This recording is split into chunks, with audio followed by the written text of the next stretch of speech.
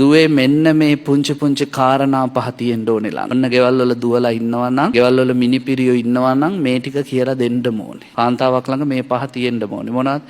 පළවෙනි එක පුබ්බුට්ටායිනි. උදේ පාන්දර නැගිටින්න. මොකද අම්මා නැගිටලා ලිපගිනි මෙලෙව්වහම නිශ්‍රියා කාන්තාව ගෙටෙන්නේ. අම්මා දවල් 12 වෙනකන් නිදිනවා නම් ඒ ගෙදෙට්ට කැඳක් නැහැ. කවදා හරි අම්මලා වෙන්නේ මේ පුංචි ගෑන් ළමයිනේ කවදා හරි. ඒගොල්ලන්ට කියලා දෙන්නකෝ උදේ පාන්දර පුතේ නැගිටින්න. පච්චා නිපාතිනී හැමෝටම පස්සේ නිදා ගන්න.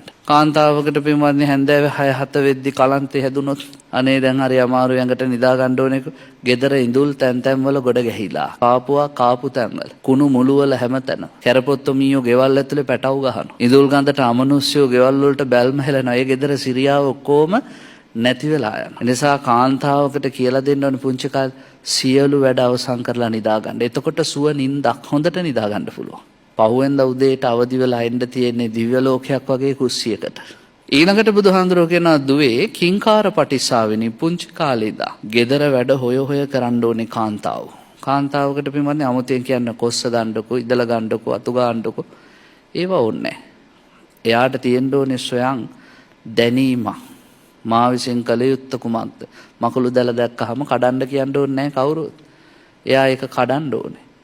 ගේ ඉස්සරහා මල් ටිකක් හිටව ගන්න, ගේ පිටිපැස්සේ කරපිංචරම්ප ගහක් හිටව ගන්න කවුරුත් කියන්න ඕනේ නැහැ.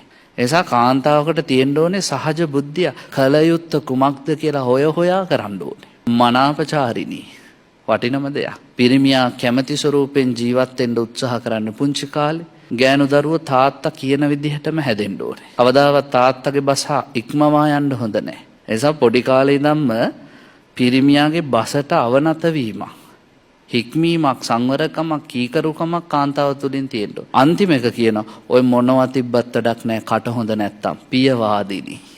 කාන්තාවකට තියෙන්න ඕනේ ලස්සන වචන ටිකක්. පිරිමින්ගේ හිත් නිවන වචන ටිකක්. පිරිමි හැමතිස්සෙම කියන්නේ අපේ නෝනගේ ඔක්කොම හොඳයි කට තමයි නරක. ඒ නිසා ඒ කටත් පරිස්සම් කරගත්තොත් දුවේ ඒ කාන්තාවට ඉන්න පුළුවන් වටිනා විදියට. අම්මා තාත්තා කෙරෙහි අනුකම්පාවෙන් මෙන්න මේ කියන කරුණු පහ එකතු කරගන්න ඕනේ.